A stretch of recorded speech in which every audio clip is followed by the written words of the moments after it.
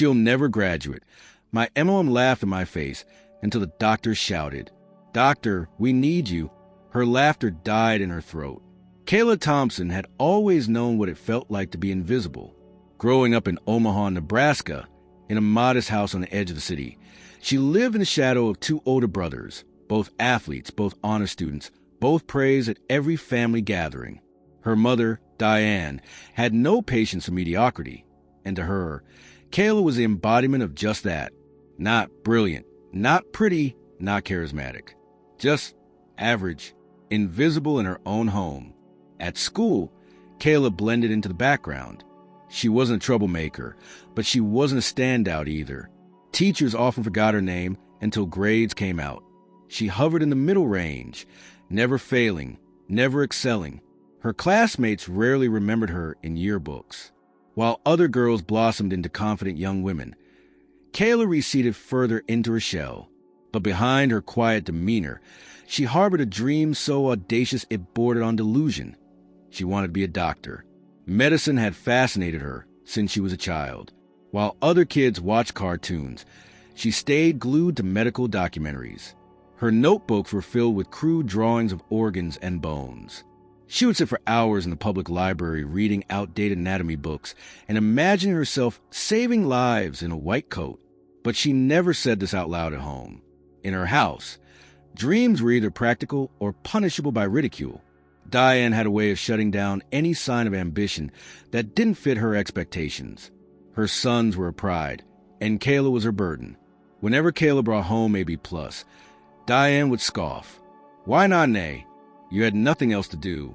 If she expressed interest in science, Diane would wave her off. "You're not cut out for that kind of stuff. Be realistic."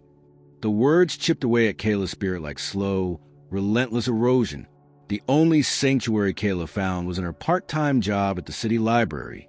There, among the scent of old books and the silence that felt more comforting than the tension at home, she could be herself. She befriended the elderly librarian, Mrs. Porter, who often snuck her books about pioneering women in medicine and whispered, "Don't let anyone tell you you can't." Kayla clung to those words like a lifeline, but the real storm always waited at home. Diane had made it clear she didn't believe in college for Kayla, much less medical school. "You'll probably end up working retail. And that's fine. Not everyone's meant to be something special." She said it so casually, like discussing the weather. Each word lodged itself deep in Kayla's chest. Every day was a battle not to internalize it. What hurt more than Diane's disbelief was the way the rest of the family treated it as a joke. Her brothers rolled their eyes whenever she mentioned college. Her father, who mostly kept quiet, offered no resistance. At dinner, conversations revolved around scholarships for her brothers and what sports they'd play in college. Kayla was rarely asked about her day. When she did speak, someone always changed the subject. But in secret, Kayla kept working. She studied late into the night, under her blanket, with a flashlight. She saved every cent from her library job. She devoured textbooks, free online courses, and even started studying for the SAT alone. She knew she wasn't a genius, but she believed that hard work could be enough, if she wanted it badly enough. No one saw the discipline. No one saw the hours she poured into understanding biology or chemistry while pretending to do nothing special. Her school counselor once asked why she was checking out college prep materials from the library. When Kayla told her she dreamed of medical school, the woman smiled, but her eyes said everything. Polite disbelief. It was the same look she always got. The same look her mother gave her every time Kayla mentioned a future beyond Omaha. And so, Kayla learned to say less and do more. She swallowed the pain. She hid the fire. But deep down, something was growing. A quiet storm. A determination forged in silence. No one could see it yet, but it was there, alive and waiting. One day they would. Dinner that night had been the same as always, loud, chaotic, and painfully unbalanced. Diane talked about her oldest son's track meet, praising his natural gift like she was his personal agent. The younger brother had just been offered a football scholarship to a small college in Kansas, and the conversation swirled around logistics, campus visits, and meal plans.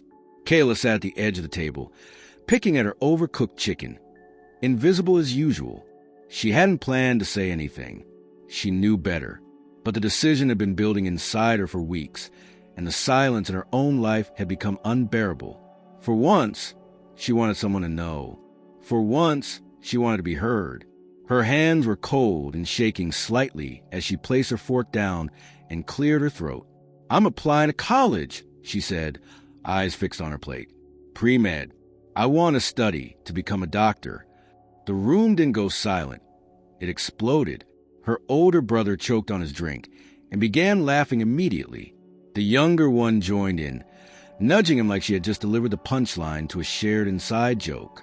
Their laughter filled the dining room like a fog, but none of it pierced as deeply as her mother's reaction. Diane didn't just laugh, she cackled. A deep, dismissive, almost triumphant burst of sound that filled every corner of the house and lingered in the air long after the moment passed. She slapped her palm on the table and leaned back, tears forming at the corners of her eyes. Not from emotion, but from the sheer joy of mocking her daughter. "Oh, honey," she managed to say between breaths. "She'll never graduate. Never." The words came with a finality that felt like a verdict. Diane wasn't laughing at a joke. She was laughing at the absurdity of Kayla thinking she could be something more. The dismissal in her voice wasn't new, but this time it was public, weaponized, and absolute. Kayla's cheeks burned, but she didn't cry. Not there, not in front of them. She waited. She waited for the laughter to die down, for the clinking of forks to resume, for the conversation to shift back to football and scholarships and the family's real stars. Then, without a word, she stood up, picked up her plate, and walked it to the sink. Her mother didn't even notice. Upstairs in her small, cluttered room, Kayla locked the door behind her and sat on the floor, knees drawn to her chest. Her heart pounded with humiliation. She stared at the faded poster of the human skeleton on her wall, a gift from Mrs. Porter at the library. For the first time in months, doubt screamed louder than determination. Maybe they were right. Maybe she was chasing something she'd never catch. But then she remembered something Mrs. Porter had told her months ago, when Kayla admitted she wanted to be a doctor. People will laugh until they're forced to take you seriously. And by then, it's too late for them to matter. The next morning, Kayla didn't speak a word to anyone. Her mother made no mention of the previous night's dinner. Her brothers went on like nothing had happened. But something had shifted, something internal. She went through the motions of school, nodded through classes, and did her work. But that night, when she returned home, she didn't go to the library to shelve books. She went to the back office and logged onto the computer to start filling out applications. She didn't ask her mother for help. She didn't mention it at dinner again. She stayed up late, researching scholarships, filling out essays, crafting a personal statement that didn't rely on grand achievements or awards, but raw honesty. She wrote about failure, about invisibility, about the desire to matter in a world that told her she didn't. In her application to the University of Iowa, she ended her essay with a single line: "I don't want the world to remember my name. I just want to be someone who proves that it's never too late to be seen." Over the next few weeks, Kayla lived a double life. At school, she remained quiet. At home, she avoided conflict. But at the library, she thrived in secret. Mrs. Porter continued to be her silent cheerleader, slipping her practice tests, highlighting resources, and helping her edit essays without ever asking why Kayla didn't tell her family. They both knew the answer. Then, one rainy Tuesday afternoon, something happened that Kayla wasn't prepared for. She was sorting books in the medical sciences section when Mrs. Porter appeared behind her, holding out an envelope. It was thick and had the university's logo stamped clearly on the front. "This came to the library," she said softly. "I think it's the one you've been waiting for." Kayla didn't open it right away. She stared at it, hands trembling, as if opening it might dissolve the last piece of hope she had left. She took it to the back room, sat at the old desk she used to write essays, and slowly tore the flap open. Her eyes scanned the words. Her breath caught. She had been accepted. Full scholarship. Pre-med track. Dormitory placement included. The air left her lungs in a single exhale. Her fingers tightened around the letter. She sat there for what felt like an hour, rereading every word, trying to make sure it was real. She could leave. She could go. She didn't have to stay in Omaha. She didn't have to be invisible anymore. But with the joy came fear. It was real now. It wasn't a dream. It was a decision. Could she really leave? Could she survive on her own with no support, no family behind her? Could she be strong enough? That night, she didn't eat dinner with the family. She stayed in her room, reading the acceptance letter again and again. She thought of telling them, if only to prove them wrong. But as she sat there, listening to her mother laugh at some dumb sitcom downstairs, she realized something vital. This moment belonged to her and her alone. Their laughter no longer had power here. She folded the letter, slid it carefully into a binder, and tucked it under her mattress. She would tell them when she was ready. Or maybe she wouldn't. Maybe the best revenge wasn't in the telling. It was in the doing.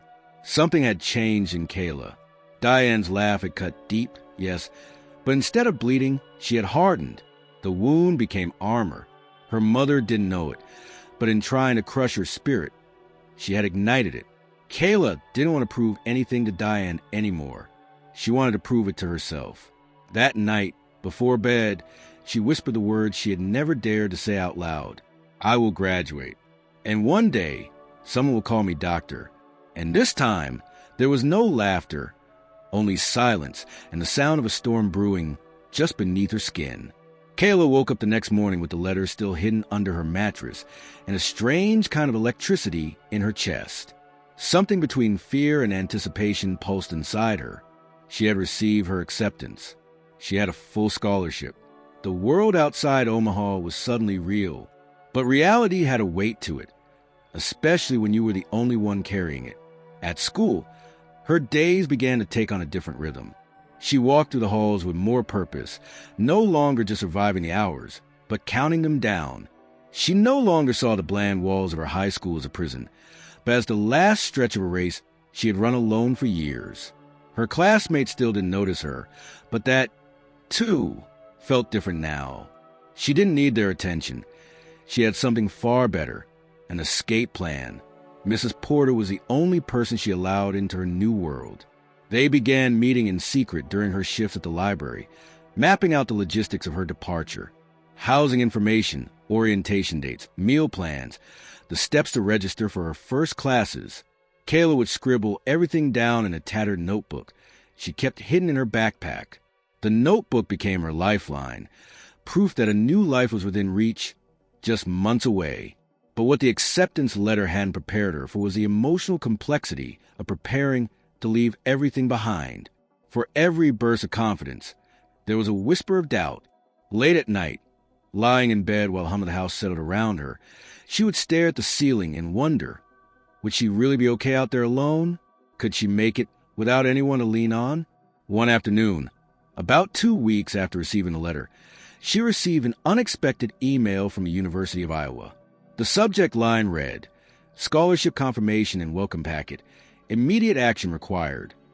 Her stomach flipped as she opened it. The message detailed everything she needed to do before the semester began. Submit final transcripts, confirm her housing choice, complete orientation modules online. But what caught her attention most was a bolded line near the bottom. If you accept the full scholarship offer, please confirm your enrollment via the student portal within 72 hours. 72 hours. That was it. If she didn't act, the offer would be given to someone else. For the first time, the finality of the decision hit her like a wave. This wasn't just an abstract dream anymore. It was an invitation to leave, and it had an expiration date. That evening, she sat alone in the library's back office, staring at the portal login screen. Her fingers hovered over the keyboard. Confirm enrollment. Just one click. Need a minute? Mrs. Porter asked gently, appearing behind her with 2 cups of tea. Kayla nodded without speaking. Mrs. Porter sat beside her. This is the part they don't prepare you for, she said. The moment when dreaming turns into deciding. I don't know if I can really do it, Kayla admitted. I've spent so long wanting it, but now that it's here... You're scared, Mrs. Porter said. Yes. What if I fail? What if I go there and everyone sees what they saw here, that I'm not enough? Mrs. Porter gave a soft chuckle and took a sip of her tea. Failure isn't the end of the world, Kayla. But not trying? That's a kind of death you carry forever. Kayla stared at the screen for a long time. Her heart beat like a drum in her chest. Then, slowly, she typed in her username and password. She clicked the confirmation button. A loading wheel spun. And then, just like that, a message appeared. Enrollment confirmed. Welcome to the University of Iowa. She leaned back in her chair, breathless. The future wasn't knocking anymore. It had let itself in. The days that followed were filled with action. She received her dorm assignment, a shared room in an old but clean residence hall. She was accepted into the university's pre-med track, which included a rigorous course load starting with chemistry, calculus biology, and an introductory seminar on medical ethics. Just reading the syllabus made her palms sweat, but it also lit a fire in her. This was it. The life she had imagined was finally beginning. The biggest hurdle, however, was still a home. Kayla hadn't told her mother. Not about the acceptance, not about the scholarship, not about the fact that she would be moving to Iowa City in 2 months. Part of her feared the inevitable backlash, but part of her also knew it wouldn't matter. Diane wouldn't care. Or worse, she'd find a way to sabotage it. But Kayla couldn't keep it hidden forever. One evening, she found herself alone with her mother in the kitchen. Diane was peeling potatoes while watching something on her phone. Kayla stood at the counter, hands trembling slightly as she dried the dishes. "I got into college," she said, voice calm but deliberate. Diane didn't look up. "Uh-huh. A full scholarship. Pre-med." That made her pause. Slowly, she set the potato peeler down and turned toward her daughter. "You're serious?" Kayla nodded. "I leave in August." For a moment, Diane just stared at her. Then she scoffed. "Well, that's cute," she said. "Let's see how long you last. Hope you enjoy the taste of failure." It was cruel, but Kayla was ready for it this time. She didn't flinch. She didn't retreat. "I'm not asking for your approval," she said. "I'm just letting you know I'm going." Diane laughed, but it was thinner this time. Forced. She picked up the peeler again. "You'll be back before the semester's over." Kayla didn't respond. She simply turned, walked out of the kitchen, and went back to her room. That night, she began packing. Not just clothes, but pieces of herself. The medical books Mrs. Porter had given her, the notebooks full of dreams, the letter that had changed everything. She folded her future into a suitcase, not with fear, but with precision. She began working extra shifts at the library, saving every dollar she could. She stopped trying to prove anything to her family. They had made their position clear, but she had made hers clear too. When August came, Diane barely said goodbye. Her brothers weren't even home. Her father gave her a silent nod as he helped load her bag into a cab. That was it. Kayla sat in the back seat, staring out the window as Omaha disappeared behind her. Her heart was a storm of emotions, grief, excitement, fear, relief. But more than anything, she felt free. The cab took her to the bus station, where she boarded the early morning Greyhound to Iowa City. She sat by the window, earbuds and playlist cued. As the engine rumbled to life, she whispered the same words she had said a month ago. "I will graduate, and one day, someone will call me doctor." And this time, it wasn't a whisper of hope, it was a promise. The first thing Kayla noticed when she arrived in Iowa City was the air. It was different, cleaner, sharper, tinged with something unfamiliar. Possibility, maybe. The Greyhound bus hissed as it came to a stop in front of the downtown station, and Kayla stepped off into a world she had never seen before. Around her, students in branded university hoodies buzzed with energy. Suitcases rolled over cracked sidewalks, laughter drifted from corner cafes, and signs for Welcome Week events clung to light poles. It felt like a different planet. She took a cab to her dorm, a modest brick building with ivy crawling up its corners and a constant hum of conversation spilling from the open windows. Inside, the air smelled like laundry detergent and hallway deodorant. Her room was on the 3rd floor, small, shared, but hers. Her roommate, a cheerful girl from Cedar Rapids named Lauren, had already arrived and decorated her half of the room with Polaroid photos and fairy lights. Lauren greeted her with a wide smile, no questions asked, no judgment in her tone. It felt strange to be welcomed without suspicion. They spent the first few days of orientation attending back-to-back sessions, campus tours, resource briefings, pre-med info meetings. Kayla soaked in everything, notebook in hand, asking more questions than anyone else in the room. She met her academic advisor, a brisk woman named Dr. Patel, who handed her a thick syllabus packet and said, "You're in for a fight, but if you survive the first year, you've got a shot." Survival, Kayla realized quickly, was the right word.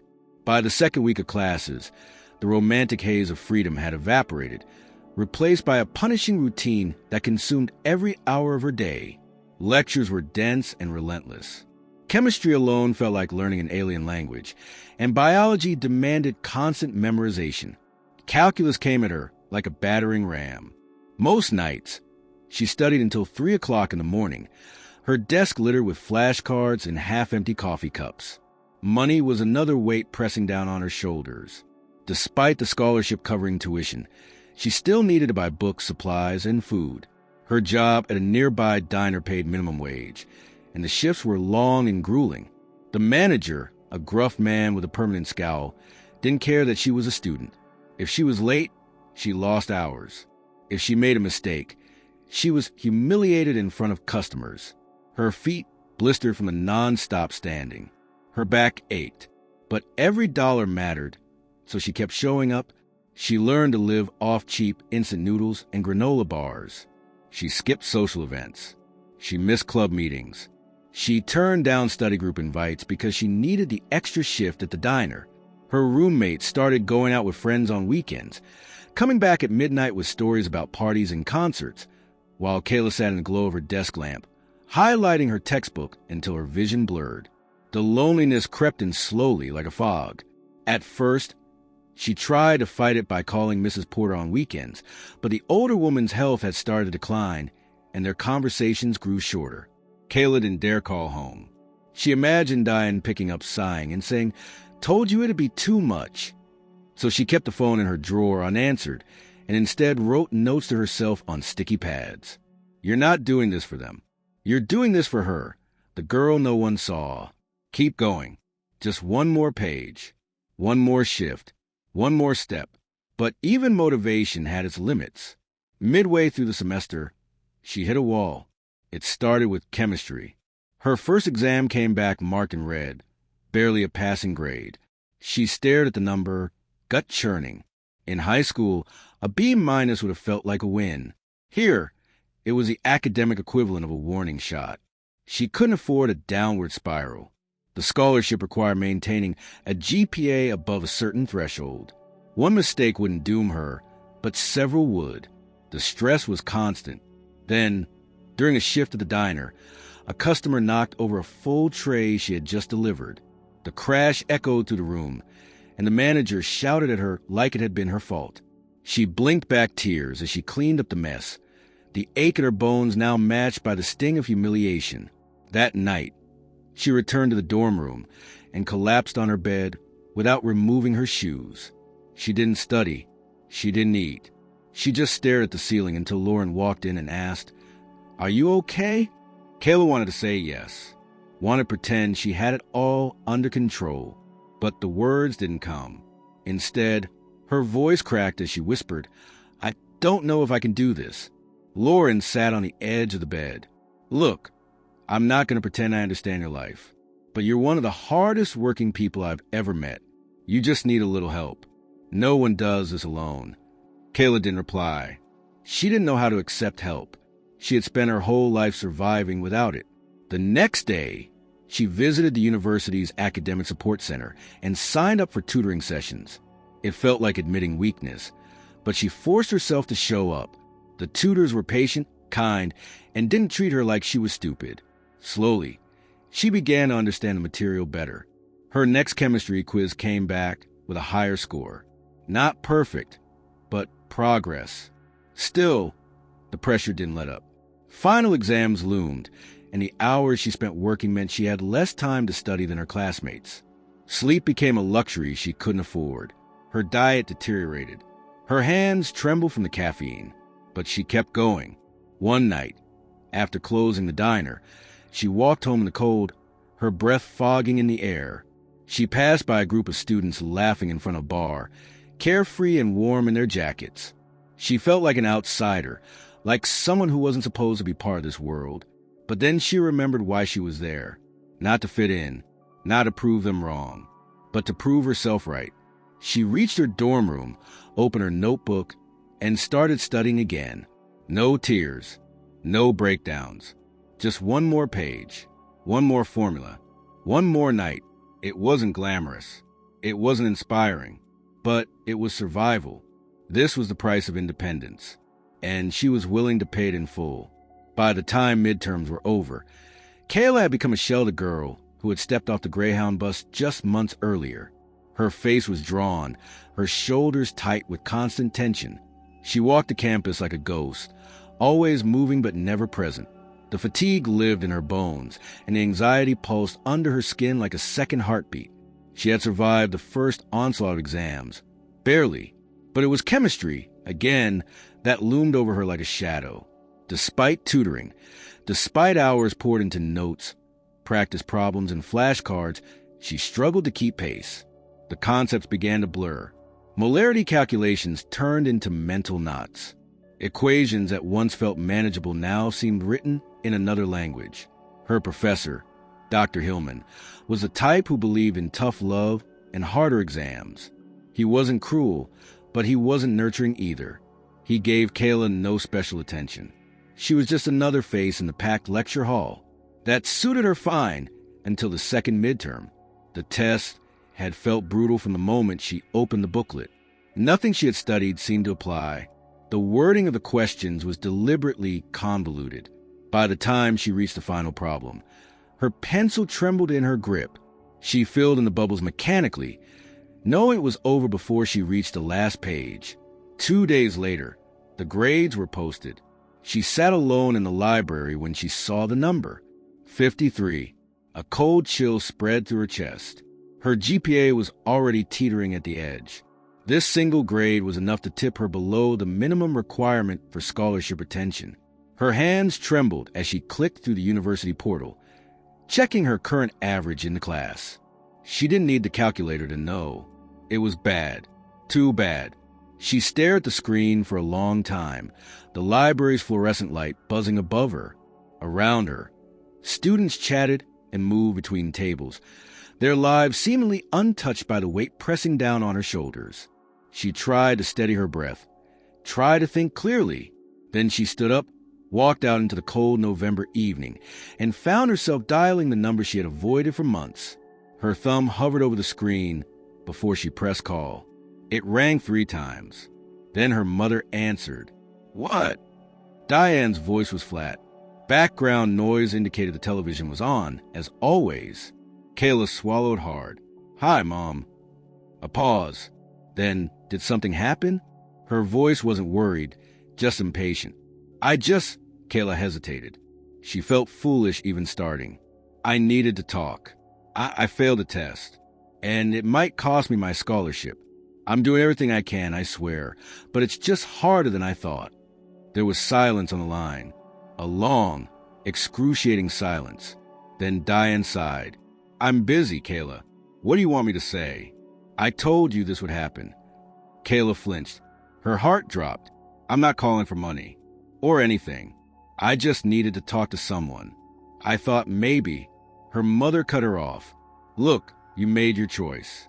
You wanted to go play doctor. Now you're in it. Deal with it.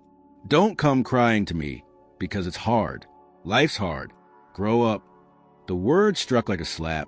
Not because they were new, but because she had hoped, stupidly, that maybe time and distance had softened something, that maybe her mother would hear the pain in her voice and offer something, anything. But no, just silence. Then a click. The call ended. Kayla stared at the screen. Her fingers clenched the phone like it might answer her back.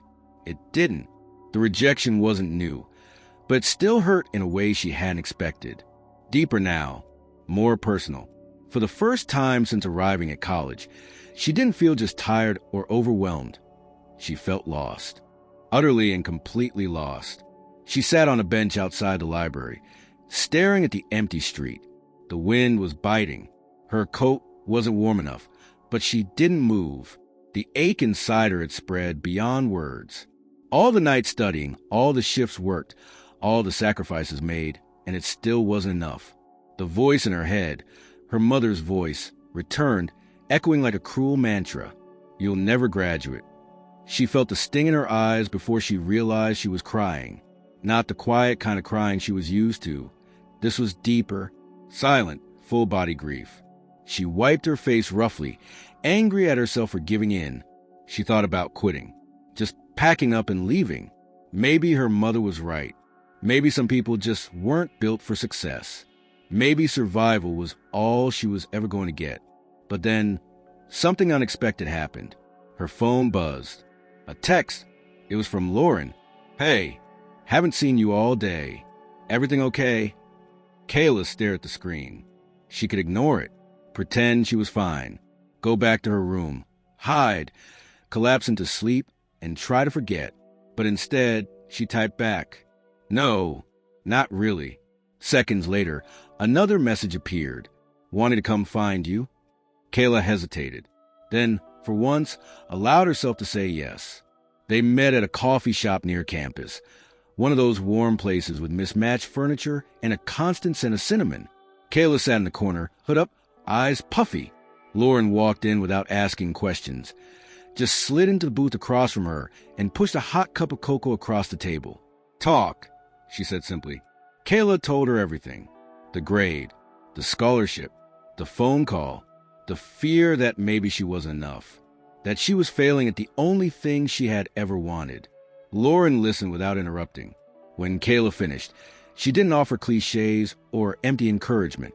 She just looked her in the eye and said, So what's the plan? Kayla blinked. What? You failed one test. Not the semester. Not the program. One test. That's not the end. Unless you let it be. Kayla shook her head. I don't even know how to come back from this. Then start small. Talk to your professor. Find out what went wrong. Talk to financial aid, too. Don't wait until it's too late. And for God's sake, stop trying to carry everything alone. I don't really have anyone else. You have me, and you have people on this campus whose entire job is to help students stay in school. Use them. Kayla stared at the cup between her hands. The warmth of it, the steadiness in Lauren's voice, the strange sensation of someone being there, not because they had to, but because they wanted to. That night, Kayla emailed Dr. Hillman and requested a meeting. She reached out to the scholarship office and asked for an appeal form, just in case. She rewrote her study schedule and cut her diner shifts from 5 days a week to 4. It meant less money, but maybe more survival. She wasn't fixed. She wasn't whole, but she wasn't done. And that mattered more than anything. The first time Kayla met Dr. Linda Mendez, it was in the cramped, bright hallway outside the anatomy lab. Kayla had stayed late, reviewing cadaver sections with her notebook full of questions. The fluorescent lights buzzed above, and the smell of formaldehyde lingered. Dr. Mendez, dressed in scrubs stained faintly with ink from charts and surgical pads, exited the lab with a stack of papers. Kayla hesitated, heart thudding, her backpack straps digging into her shoulders. Dr. Mendez, she called softly. The doctor turned, loading her papers down onto a narrow counter. Her eyes studied Kayla for a moment, tired, curious, patient. Yes, she said. I had some questions about the last dissection and about the tissue layers.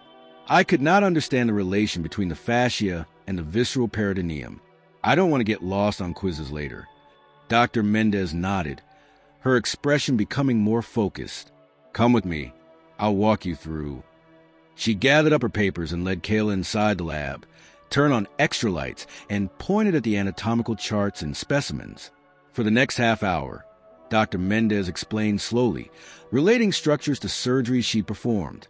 She saw not just a student asking questions, but someone struggling to build confidence, someone who was trying harder than most to grasp what came naturally to others. As they left, Dr. Mendez said, You have a good mind for this. Don't let a few confusing moments make you doubt your place here. Kayla nodded, voice thick. Thank you. That meeting was the start of something new.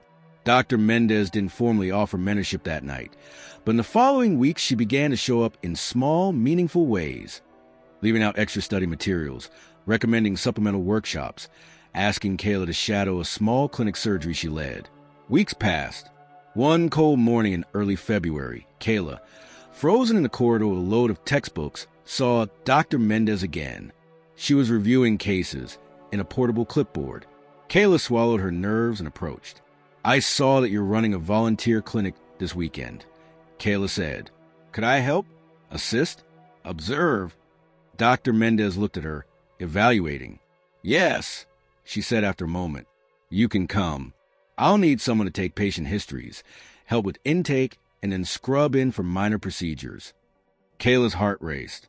It was more responsibility than she'd been given before. When Saturday came, she followed Dr. Mendez to a community clinic on the outskirts of Iowa City. The clinic was modest, folding tables, peeling paint, donated equipment, but packed with people who couldn't pay or who waited months for care. Dr. Mendez spoke with tenderness, competence, authority. Kayla watched. She learned how to put patients at ease, how to ask follow UPS, how to wash hands, hold a chart, anticipate needs. She saw that being a doctor wasn't just knowledge. It was presence. At the end of the day, Dr. Mendez placed a hand on Kayla's shoulder. "You did well," she said. "You're quiet, but you listen. That matters more than talking fast." Kayla didn't respond at first, eyes down. Then she looked up. "I want to do more. I want to be better." Dr. Mendez nodded. "Good, because there's a summer research project in pathology. I could use an extra hand. It would demand hours, data entry, slides, long nights. But I believe you can do it. I'll submit your name." When the offer came weeks later, Kayla hesitated. More hours meant fewer shifts at the diner, less money. It meant less sleep. It meant more pressure. She thought, if I take this, I risk falling behind in chemistry. If I don't, I risk losing ground in medicine's culture of expectation. It was a balancing act she'd feared, opportunity versus survival. Finally, she met Dr. Mendez in her office, walls lined with medical books and anatomical models. The afternoon light slanted through the window. She said, "Dr. Mendez, I'd like to accept. I'll do it." The doctor looked at her thoughtfully. "It will be hard, but I won't expect you to do more than you can. You tell me if it's too much." Kayla left that office feeling lighter. Somehow, it was the first time someone with his reach had given her trust. It was also the first step in a new kind of challenge. Over the next weeks, the burden multiplied. Research nights dissecting slides under a microscope, data scribbled in margin notes, wavering self-confidence when an experiment failed, or when she couldn't identify what type of cell she was seeing. Some nights she came home to an empty dorm, shoulders heavy, stomach growling because she had skipped dinner to grade slides. Lauren would hear her moving in the dark and ask if she'd eaten. Kayla said yes, more often than not, lying. In classes, Dr. Mendez's mentorship began to show up. She asked critical questions in seminars, making Kayla pause, stutter, but every time managing to answer. She started choosing questions that challenged her understanding, seeking feedback deliberately. Dr. Mendez sometimes pulled her aside after lectures. "You did fine on that presentation, but I want to see more of you in it. Don't hide behind caution." With mentorship came new visibility. Other professors noticed her work in the research project. At a departmental meeting, Dr. Mendez introduced her. "This is Kayla Thompson. She's a student who helped us track the pathology slides, co-analyze data, and suggested a possible pattern in our sample you haven't noticed. She deserves credit." Faces turned. Some nodded. Some blinked. Kayla felt that old burn, that sting of being seen for once. But she also felt the weight of expectations. Once introduced, she had to prove that she belonged every moment after. One mistake would be magnified, the pressure to be perfect whispered in her ears. She wondered sometimes if her mother's laugh still lived inside her decisions. If every time she pushed herself it was to drown that laugh. Lauren saw the change. One evening, while Kayla was spreading slides out on her desk, working late, Lauren knocked and entered quietly. She placed a slice of microwave pizza on Kayla's desk. "Don't burn out," Lauren said. Kayla smiled weakly. "Thanks." It felt like a lifeline. Financial stress remained. The project didn't pay. It consumed hours she could have worked. She budgeted more strictly, skipping meals, rationing heat, walking further. She applied for a small grant Dr. Mendez mentioned, one for undergraduates doing research, to help with expenses. She wrote the application, edited by Dr. Mendez, until the words were precise and honest. Spring arrived. The project neared its midpoint. One evening, Dr. Mendez invited Kayla to present preliminary findings to a small group of graduate students and faculty. It was a kind of opportunity Kayla had only dreamed of. Her voice shook as she stood in front of dozens of eyes. Her palms were sweaty, but she went through the slides, explained the data. Afterwards, someone asked a question she didn't know. For a moment, she froze. Then she admitted she didn't know, apologized, and promised to get back with a response. There were murmurs, not all approving, but Dr. Mendez put a hand on her back when the session ended. "Well handled," she said. "You'll learn more from what you don't know than what you think you do." That night, when she returned to the dorm, Kayla stared in the mirror. She saw someone older, someone changed, not just in skin but in posture. She sensed that she was becoming who she wanted to be, not just someone trying to prove. Still, the cost was high. She missed family events. Phone calls home were rare and short. Letters from Diane felt heavy. Every message seemed to carry judgment. Still, with Dr. Mendez's guidance, Kayla started learning to compartmentalize, to hold her dreams steady even while her doubts echoed. The mentorship was not magic. It didn't blot out her failures. It didn't erase her fatigue. But it showed her another possibility, that someone believed in her capacity more than her past mistakes, that her name could carry weight. And in that belief, Kayla found both challenge and hope. By the time summer began to fade into a crisp Midwestern autumn, Kayla's world had completely changed. The girl who had once tiptoed through chemistry lectures with shaking hands was now walking the sterile corridors of the university hospital in scrubs that felt both too big and too sacred to wear.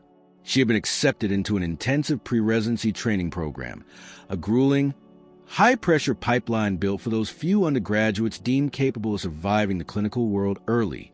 It wasn't common for students like her to get in. It wasn't designed for students who worked night shifts and still lived off instant noodles.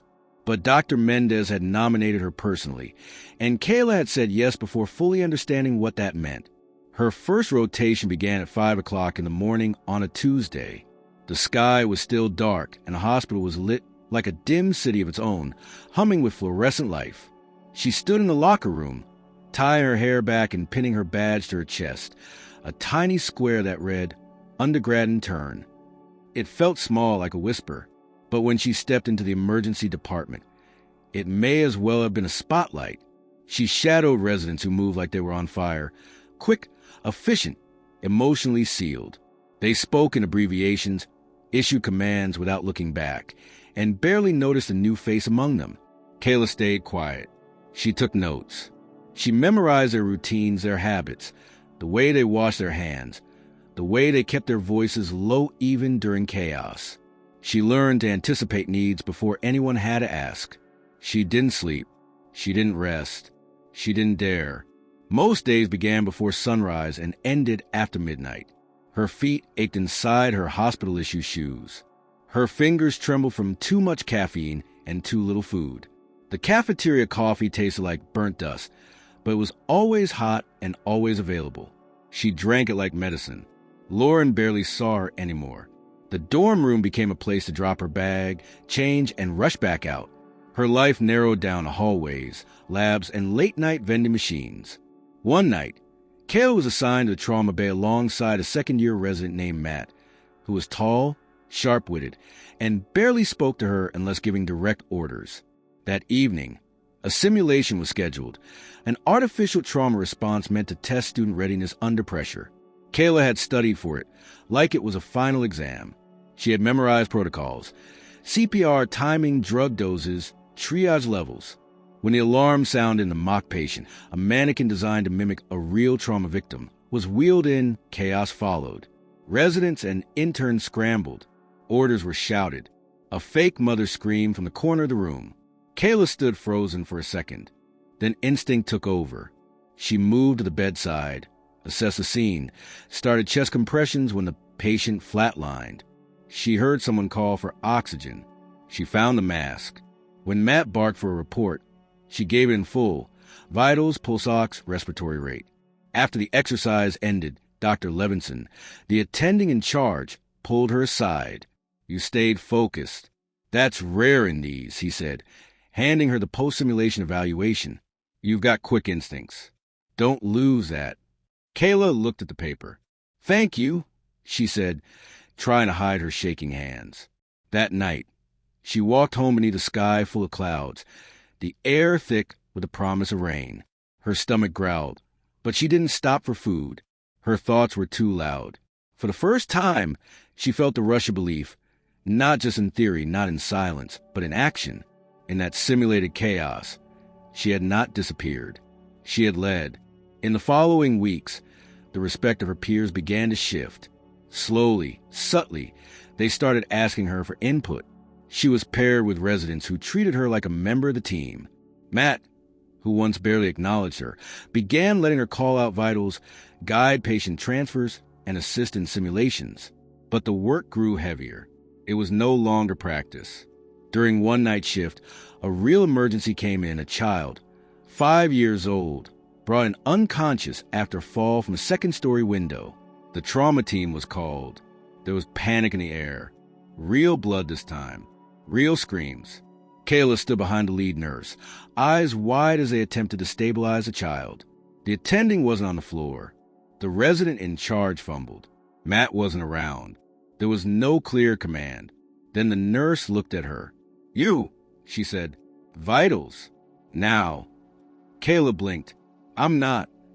"You've done this. I've seen you. Step up." Kayla moved without thinking. She checked the monitors, called out the readings, helped apply pressure to the child's side, where blood leaked through gauze. When the attending finally arrived, the child was still alive. Barely, but alive. Later, as they cleaned the room, the nurse leaned close to Kayla and said, "You didn't panic. That's what matters." Kayla nodded. Her breath caught. Her hands wouldn't stop shaking, even after she scrubbed them raw. The next morning, she sat in the hospital's outdoor garden, clutching a paper cup of coffee gone cold. She didn't notice Dr. Mendez approach until the doctor sat beside her. "I heard," Mendez said, "about last night." Kayla didn't respond. "You didn't cross the line," the doctor continued. "You filled a gap. That's what doctors do." Kayla looked down. "I wasn't supposed to act. You were supposed to care." "You did." For a long time, they sat in silence. The sun rose slowly, warming the cold bench. "You're exhausted," Mendez finally said. Kayla nodded. "Always." "You think that's a weakness?" "I think if I stop, everything falls apart." Dr. Mendez turned to her fully. "Then don't stop, but don't forget why you started." The words hit deeper than Kayla expected. She didn't cry. She didn't speak. She just nodded again. The rotations continued. The exhaustion became part of her, like muscle memory. But so did the confidence. She began helping first-year med students during their observation days. She reviewed notes with them, explained hospital codes, showed them how to anticipate what an attending would ask. One night, after yet another double shift, Kayla walked into the locker room and found a note in her locker. It was short, typed, anonymous. "You are being watched. Not because they doubt you, but because they're starting to believe you're one of us." She folded the note and placed it in her wallet. When she returned to the dorm, Lauren was asleep. The light from Kayla's desk glowed faintly. She sat down, opened her journal, and wrote, "I am tired, but I'm still here. That's something." And it was a Wednesday afternoon when the call came in. The hospital was running on its usual rhythm. Residents buzzing between patients, nurses managing backlog charting. Kayla shadowing and attending during a post-op check when a nurse's radio crackled violently. Her ears caught a fragment of the transmission. Pediatric trauma. Incoming. ETA 4 minutes. Code red. The attending turned immediately. Kayla, go prep trauma 2. Alert respiratory. Page surgery backup. She didn't hesitate. She sprinted down the corridor, weaving through gurneys and rolling carts. Her chest pounded, not from fear this time, but from urgency. When she burst into trauma room 2, a flurry of motion was already underway. 2 nurses were laying out trays. One of them looked up at Kayla. Kid, 7 years old. Car accident. No ID. Massive blunt force trauma. Head wound. Possible internal bleeding. You've got 90 seconds before arrival. The trauma attending was in another wing. Kayla could hear it in the nurse's voice. No one else was available. Not yet. She nodded. Her hands moved instinctively. She helped check oxygen, clear space near the gurney, and prep the suction. When the ambulance rolled in, everything sharpened. The child, small, pale, soaked in blood, was wheeled in by 2 paramedics. The boy's left leg was twisted unnaturally. His eyes were closed. He wasn't crying. No parents on scene. 1 EMT barked. Pulses weak. He stopped breathing twice en route. Kayla jumped into motion. Vitals? She called, already attaching the monitor leads. Heart rate dropping. Respiration shallow. She barely noticed the others enter, and in turn, a nurse practitioner, someone from respiratory. But there was no lead doctor yet. Kayla looked around. No one was stepping up. No one was issuing orders. She moved the boy's head. We need a line. Let's start fluids. Can someone prep epinephrine just in case? The intern hesitated. Are we supposed to wait? He'll die if we wait, Kayla snapped. Go! The room obeyed. She tilted the boy's head gently. I've got airway, she said, watching the chest barely rise. The respiratory nurse adjusted the mask. No chest expansion. We're losing him. Kayla felt her throat tighten. We need to bag him. The intern moved, fumbling with equipment. Kayla steadied her voice. Okay, on my count. 1, 2, 3. They synchronized. The bag inflated. She watched the boy's chest rise faintly. Pulse, she called. A nurse pressed 2 fingers against his neck. Thready, but present. Kayla didn't hear the door open behind her. Didn't see who entered. She just stayed with the boy, monitoring his breathing, sweat sliding down the back of her neck. She whispered, Hang on, okay? Just hang on. A voice cut through the room. Who's leading this response? Kayla turned. Dr. Levinson had arrived, flanked by 2 surgical residents. His gaze moved from Kayla to the monitors, the staff, the child, then back to Kayla. I am, she said, her voice lower than before. He looked around. Vitals? She listed them without hesitation. He glanced at the nurse. Status? Stable enough for CT. Dr. Levinson paused, then gave a short nod. Good work. Let's move. The team mobilized. Kayla stepped back, hands trembling. The boy was wheeled out. The room fell quiet again. Kayla exhaled, but the adrenaline kept her body locked. She stood in the corner, frozen, unsure she had crossed a line or saved a life, or both. A moment later, Dr. Levinson returned. He stood beside her, his voice calm but serious. Why did you take point? There was no attending. The intern froze. He was crashing. I couldn't wait. Dr. Levinson studied her. You were out of your depth, he said. But you were also right. Next time, don't hesitate to call for someone sooner. But for now, well done. She blinked. Is he going to live? If we got him here fast enough, yes. Kayla nodded. Her legs felt like jelly. She leaned against the wall, breath finally catching up to her. Hours passed before she was officially dismissed for the day. As she changed out her scrubs, her mind replayed every second of the trauma call. The boy's pale skin, the feel of the mask, the moment when no one else acted, and she did. When she stepped out of the hospital, the sun was already beginning to set. She walked slowly, each step grounding her. Halfway across the courtyard, she heard footsteps catching up behind her. She turned to see Dr. Mendez. I heard about what happened, she said.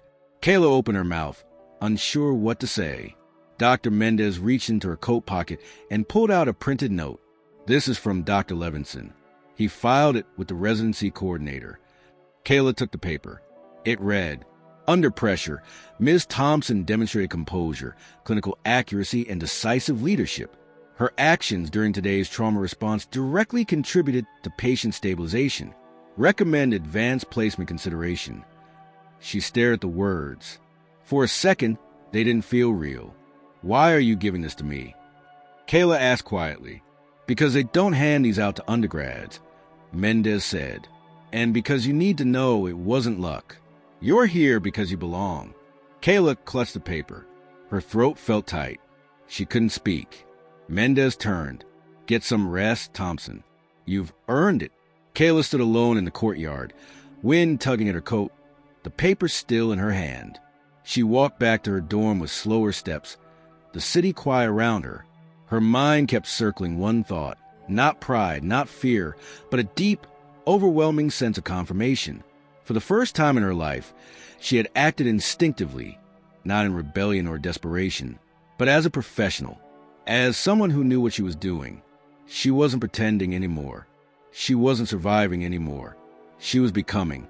The morning after the trauma call, Kayla stood at the hospital's front entrance, sipping from a paper cup of hot tea instead of the usual bitter coffee.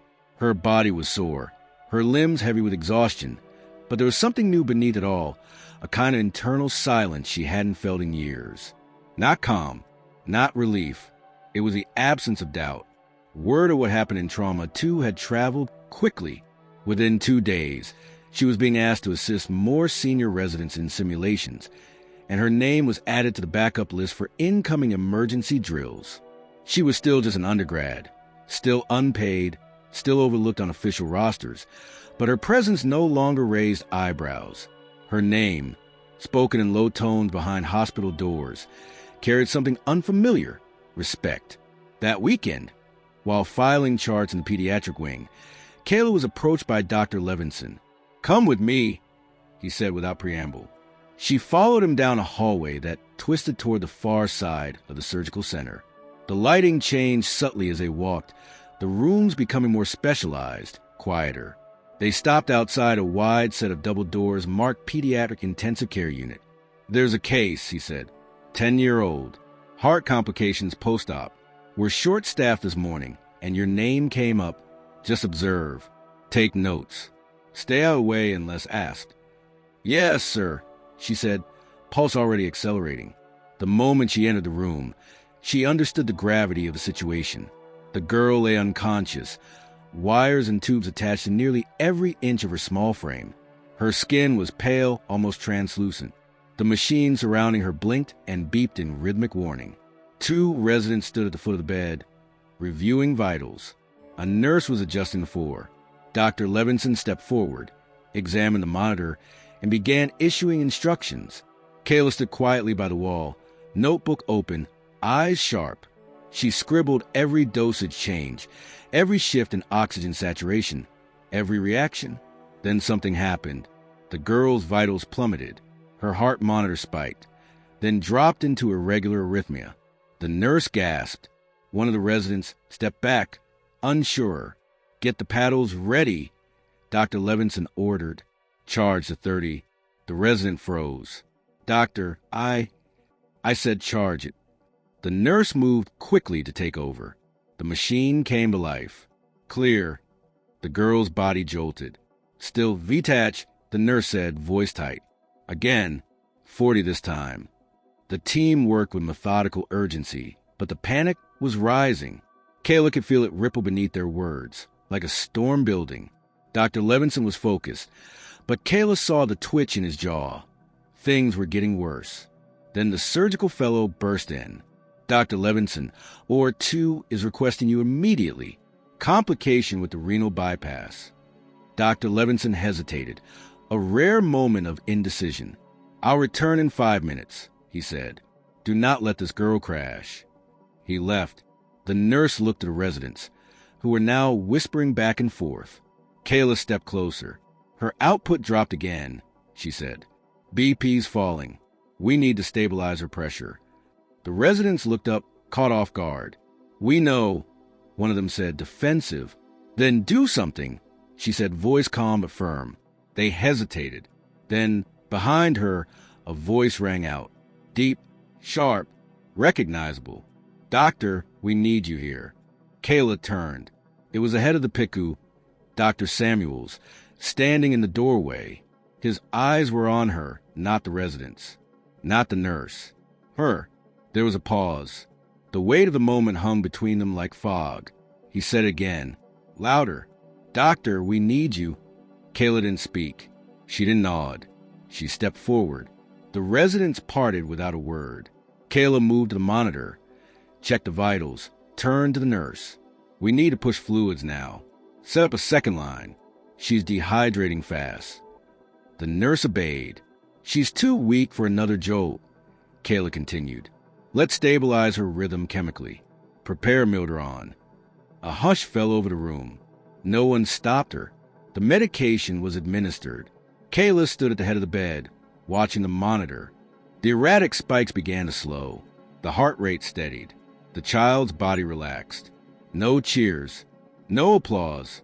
Just a slow exhale from everyone in the room. Dr. Samuel stepped forward, his face unreadable. You kept her alive, he said. Kayla didn't answer. She was still watching the girl, whose eyelids fluttered slightly under the sedation.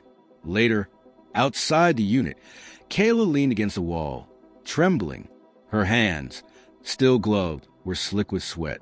She didn't notice the woman standing at the end of the hallway until she stepped closer. She wore a beige jacket, a purse slung over one shoulder, hair tied back in a low, practical bun. Kayla's breath caught in her throat. It was Diane. Her mother stood frozen, one foot behind the other, like she wasn't sure she should keep walking. Her eyes weren't angry. They weren't skeptical. They were stunned. She must have arrived through the emergency entrance. Must have heard about the girl. Must have seen the crowd. And then, from a distance, she must have seen Kayla step forward. Confident, composed, in control. They stared at each other across the hallway. Neither moving, neither speaking. Diane opened her mouth once, then closed it. Kayla didn't flinch. She didn't look away. For the first time in her life, her mother was speechless. A moment passed, then another. Finally, Diane turned and walked away. Kayla let out a breath she didn't realize she had been holding. The next morning, the phrase had made its way through the hospital. Doctor, we need you. No one laughed when they said it. No one corrected the title. No one questioned it. And neither did she. Kayla didn't talk about seeing her mother in the hallway that day. Not to Lauren, not to Dr. Mendez, not even to herself.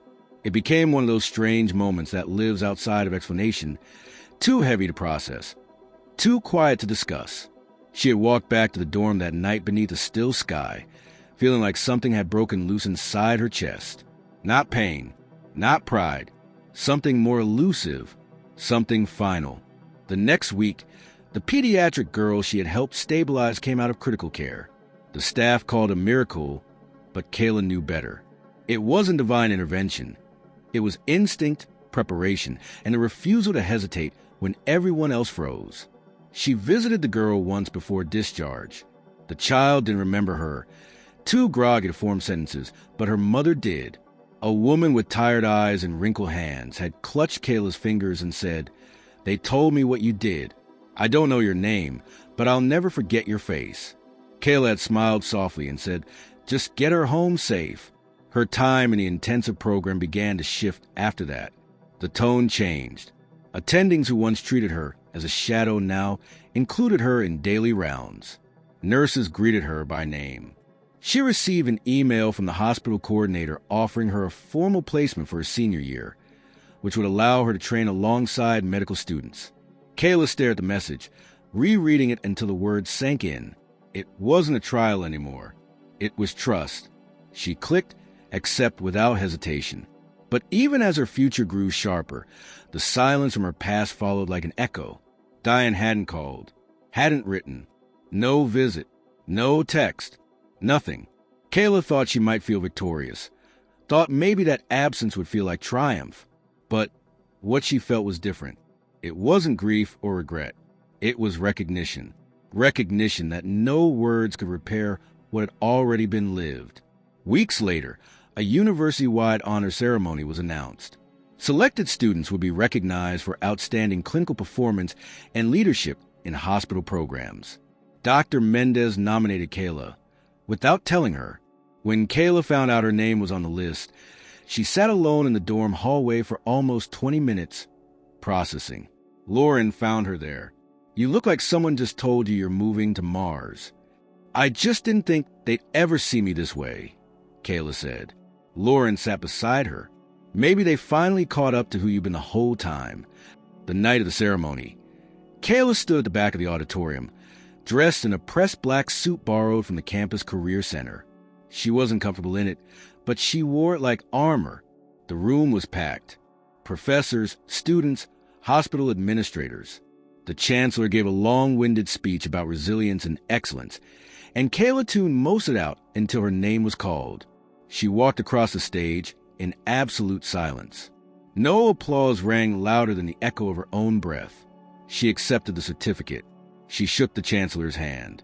And when she turned to face the crowd, she spotted her, Diane, standing at the back of the room, in the last row near the exit.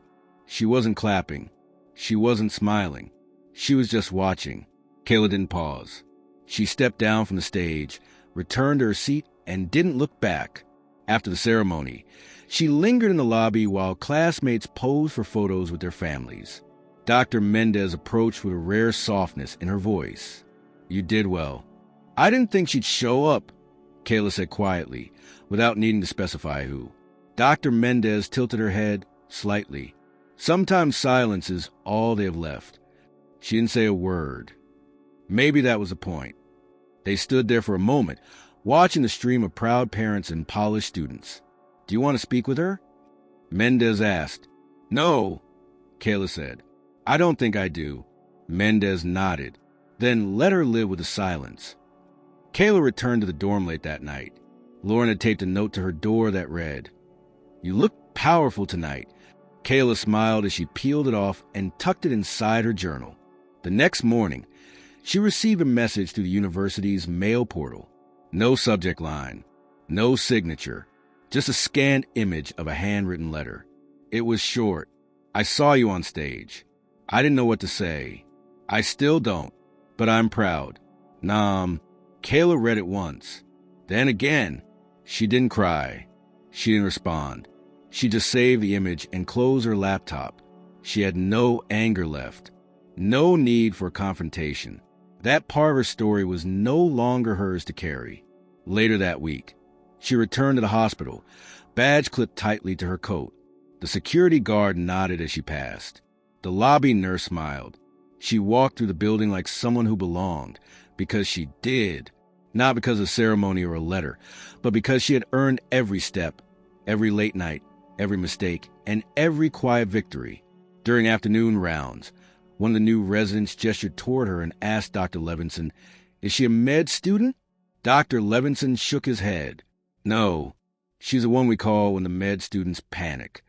Kayla didn't react outwardly, but inside, something settled.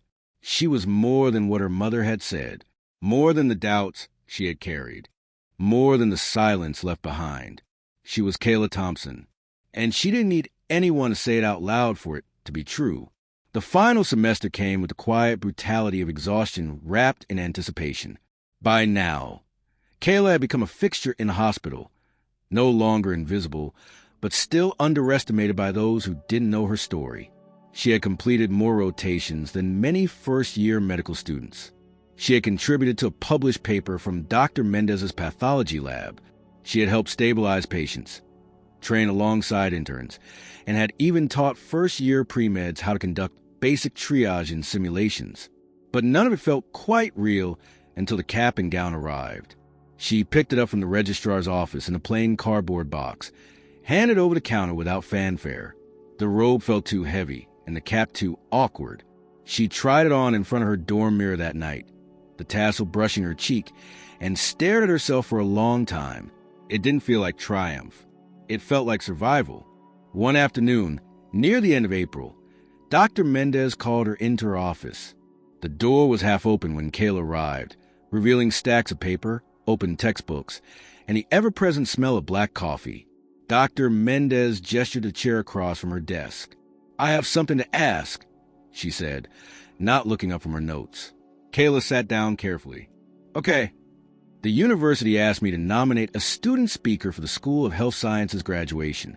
They wanted someone who embodies resilience, growth, and academic excellence. Kayla didn't move. I gave them your name. A beat of silence passed. I don't think I can do that," Kayla said, the old reflex of shrinking away rising fast. I'm not polished. I don't come from. You come from exactly what they need to hear," Mendez interrupted, voice even. "And you're going to write that speech. Then you're going to walk across that stage and say it." Kayla looked down at her hands. "Flex them slowly." "Why me?" she asked. Mendez leaned back in her chair. "Because you didn't just survive here. You changed here. And more importantly, you made others better. That's leadership. You've earned the microphone." The following week, Kayla sat on the rooftop garden of the medical building each evening after her shifts, writing her speech in a worn notebook. She wrote about failure, about fear, about nights filled with doubt and hallways filled with noise, about learning to find her voice in rooms where no one expected her to speak. The words didn't come easily, but they came honestly. When the day of graduation arrived, it did so without the grandeur she had once imagined. There were no balloons, no big family dinners planned. She woke early, showered, dressed, and stood in the mirror again, this time letting the reflection settle. She still saw the girl from Omaha, but the edges had changed. Sharper, quieter, resilient. Lauren, already dressed in her own robes, knocked on her door with 2 cups of coffee. "Let's go make them cry," she said, grinning. The graduation ceremony was held in the university's central auditorium. Rows of navy blue robes filled the seats. Kayla sat in the front row with the other speakers, her fingers curled tightly around her note cards. As the ceremony began, she let her eyes wander through the audience. Thousands of faces, some eager, some bored, some emotional. Then she saw her. In the farthest row near the exit, just like before, Diane, dressed plainly, hands folded in her lap. Alone, she wasn't smiling. She wasn't waving. She just sat there, still watching. Kayla looked away, not in anger, not in fear, but because she didn't need to look anymore. That presence didn't define her. Not now. When her name was called, Kayla rose slowly and walked the podium. The hall quieted. She placed the note cards on the wooden surface, but didn't look at them. She took a deep breath. "My name is Kayla Thompson," she began. "And for most of my life, I didn't believe I belonged anywhere near a stage like this. Not because I lacked ambition, but because I was told over and over again that I wasn't built for it." A murmur ran through the crowd. She paused, let the weight of her words settle. "I was never the smartest in the room, never the loudest, and for a long time I wasn't even seen. But I was always the one still standing when things fell apart. I was the one who didn't leave, even when I had every reason to." She went on, voice steady now, each word sharper than the last. "I failed. I broke down. I lost faith. But I kept showing up. And that's what medicine demands. Not perfection, but persistence. Not ego, but empathy. Not fearlessness, but the courage to act despite it." She glanced briefly at the back of the room, but didn't linger. "To anyone who has ever been told they won't make it," she continued, "I say this. You don't need anyone's permission to matter. You don't need applause to keep going. You just need to keep choosing to try, again and again, until the world starts to notice. And eventually it will." When she finished, the applause didn't come all at once. It began with a few claps, scattered, hesitant, and then rose into a swell of sound that filled the auditorium. People stood, cheered. Some cried. Kayla didn't bask in it. She simply stepped down, returned to her seat, and closed her eyes for a moment. After the ceremony, people surrounded her. Professors shook her hand. Students she barely knew asked for copies of her speech. A hospital administrator offered her a card and told her to call when she was ready to apply for residency. She smiled, thanked him, and quietly stepped away from the crowd. Outside, the sun was beginning to set. Families gathered on the lawn for photos and laughter. Diane stood alone near the edge of the sidewalk, clutching her purse with both hands. Kayla approached slowly. Neither of them spoke for a long time. Finally, Diane said, "You looked strong up there." Kayla nodded. "I am." Diane's voice was tight. "I don't know what to say." "You don't have to say anything," Kayla replied. A long pause stretched between them. Then Kayla lifted her hand, just slightly. Not a wave, not an invitation. Just a quiet gesture of acknowledgement. Diane nodded once, turned and walked away. Kayla didn't watch her go. She turned in the opposite direction and walked toward the medical building. The crowd faded behind her. The future opened in front of her. She didn't need forgiveness. She didn't need approval. She had her degree. She had her name. She had herself. And that was more than enough. The first time Kayla saw her own face on a television screen, she was sitting in a small cafe near the hospital, hunched over her tablet, trying to finalize patient notes for her first week of residency. The morning news was playing on the mounted television above the counter. She wasn't listening, not at first. But something in the newscaster's tone shifted. A rising excitement, a transition from routine headlines to a human interest story. Then she heard her own name. She looked up. On the screen was a still image taken from her graduation ceremony. Her standing at the podium mid-speech, eyes forward, cap tilted slightly askew. The caption beneath it read, "From Forgotten to Doctor, the inspiring rise of Kayla Thompson." Her heart stopped for a moment. She turned up the volume on her tablet's browser to catch the segment.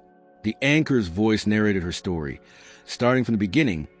Omaha, Nebraska, the small town, the underperforming student, the hostile home life. They had it all. Somehow, someone had pieced together what Kayla had spent years living but never imagining anyone else would care about. Then came footage of the hospital simulation where she had led the trauma response, followed by a snippet from the honor ceremony speech. The clip they used was the moment she said, "You don't need anyone's permission to matter." It echoed to the cafe, and people around her turned their heads. The segment ended with a shot of her walking across the stage to receive her diploma. Then it cut back to the anchor, who smiled at the camera. Kayla Thompson's story is now inspiring thousands online after her graduation speech went viral last week. She's since been offered several opportunities to speak at national medical conferences and has become a symbol of resilience for first-generation students across the country. We reached out to Dr. Thompson for an interview, and she graciously agreed. Kayla stared at the screen. She hadn't expected that title, doctor. Hearing it out loud, from someone who had never met her, struck harder than the moment she'd actually earned the degree. The interview took place 3 days later, filmed in a quiet wing of the hospital. The crew arrived early, polite and respectful. The reporter was a woman in her 40s, with kind eyes and a voice that seemed trained to put people at ease. Still, Kayla's hands were cold, and her stomach tight as the cameras were set up. "You become something of a national story," the reporter said, adjusting her mic. "How does it feel?" Kayla thought for a moment before answering. "It feels unreal. I never did any of this to be seen. I just wanted to survive. Then I wanted to matter. Now I want to make sure no one else feels as invisible as I once did." The questions continued. They asked about her childhood, her struggles, the moment she almost gave up. She spoke openly, without bitterness, but with clarity. When asked about her mother, she paused. "We don't talk much," she said. "She didn't believe in this path for me, but I walked it anyway. There was no need for more." The most powerful part of the interview, however, came when the reporter asked, "If you could say one thing to a young girl right now, someone sitting at home feeling like no one sees her, what would it be?" Kayla looked straight into the camera. "I see you. You're not invisible. You're not broken. And even if the world doesn't believe in you yet, believe in yourself anyway. That belief is what will carry you when nothing else does." After the segment aired, the response was immediate.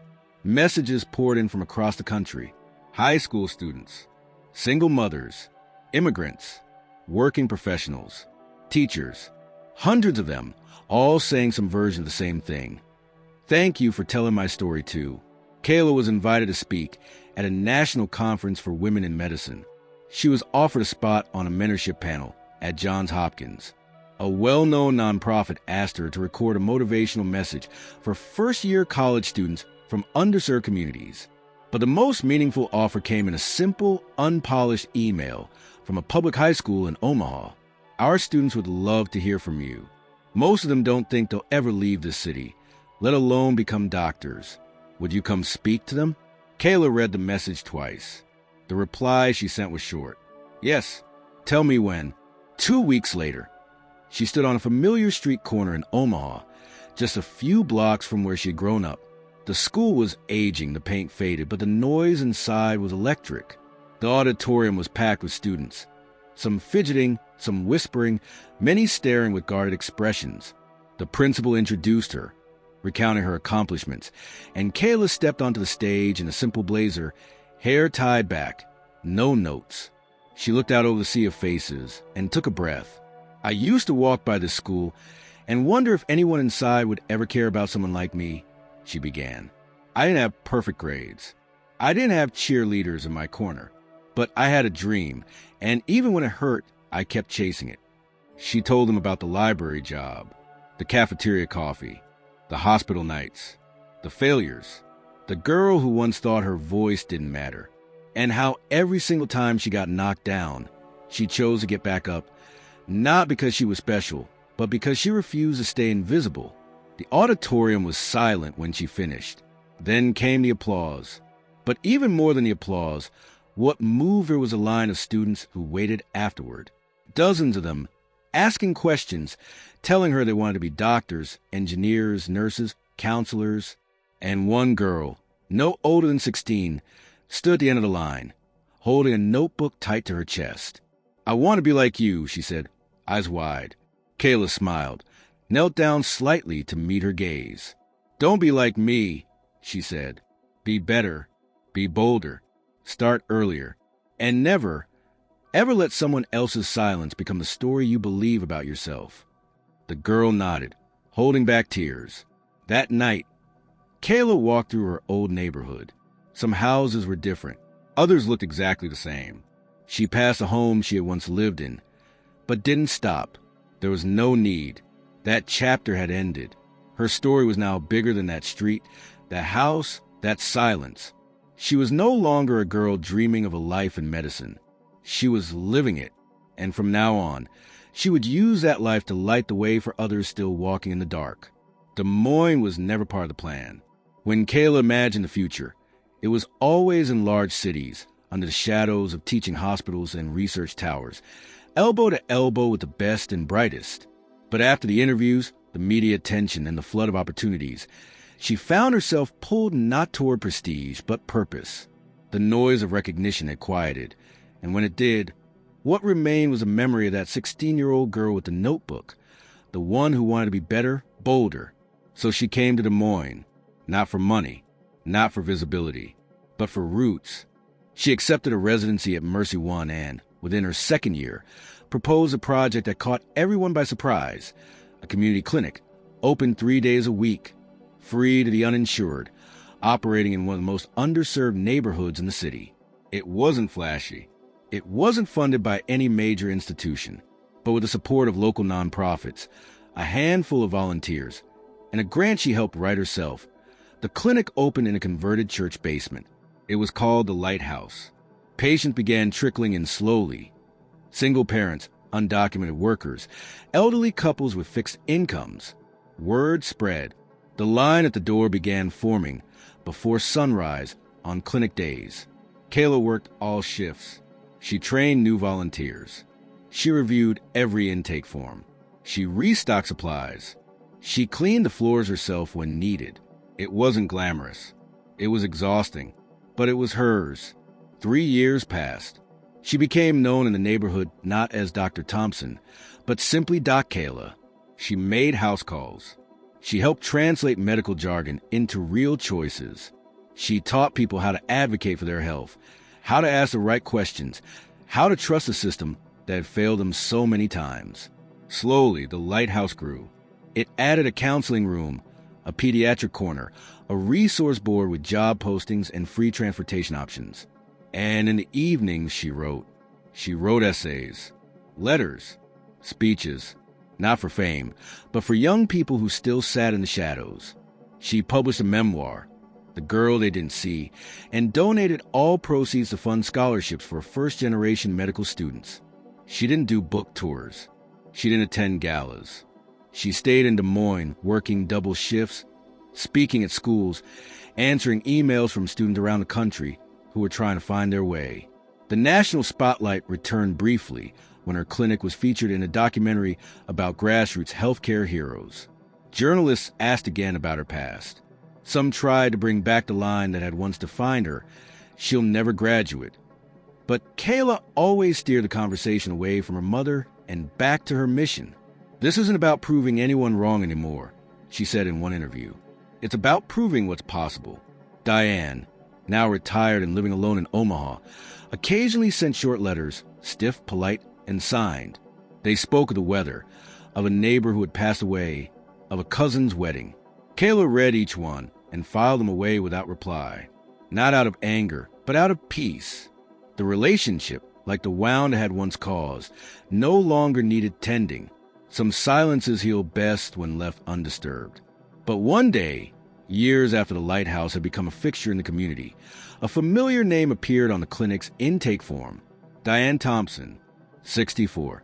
Hypertension. Early signs of diabetes. No insurance.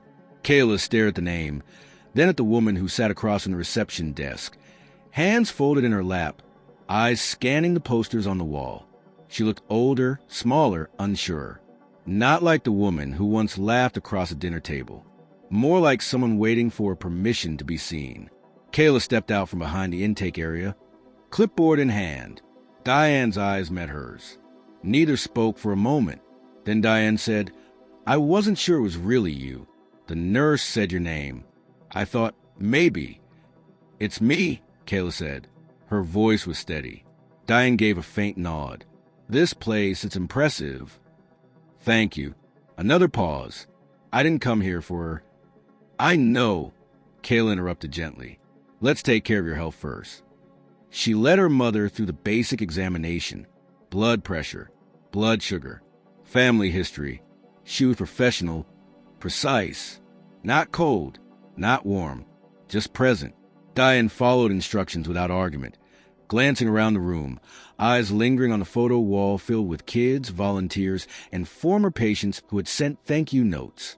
When the exam ended, Kayla handed her a referral for a specialist, a printed list of free nutrition classes, and a bottle of generic medication. She paused before speaking. "You'll need to come back for a follow-up. In 2 weeks." Diane nodded, lips pressed tightly. "I will." She stood, hesitated, then turned at the door. "You've done well," she said softly. Kayla nodded once. "Take care of yourself." The door closed behind her. She didn't cry. She didn't smile. She went back to work. The clinic saw 32 more patients that day. A boy with an infected foot. A woman 8 months pregnant. A man with a heart murmur who had never seen a doctor. Kayla moved from room to room, listening, diagnosing, guiding. That night, she stayed late to sort supply orders. The halls were quiet. The floors clean. She stood alone in the exam room. Lights dimmed, her reflection faint in the glass window. And then, without planning to, she whispered aloud to the empty space. "She'll never graduate." She let the words hang in the air. Then she smiled, not out of pride, but understanding. The words had once been a curse. Then they became a challenge. Then a memory. Now, they were nothing more than a ghost she no longer feared. Her name, her title, her story. They had outgrown the shadow of doubt. And the lighthouse stood as a testament to what happens when belief is louder than silence. Kayla Thompson never asked to be a symbol. She just refused to disappear. And because of that, her legacy wasn't just in the degrees she earned or the awards she turned down. It was in the lives she touched, the doors she opened, the girl she used to be, and the doctor she chose to be.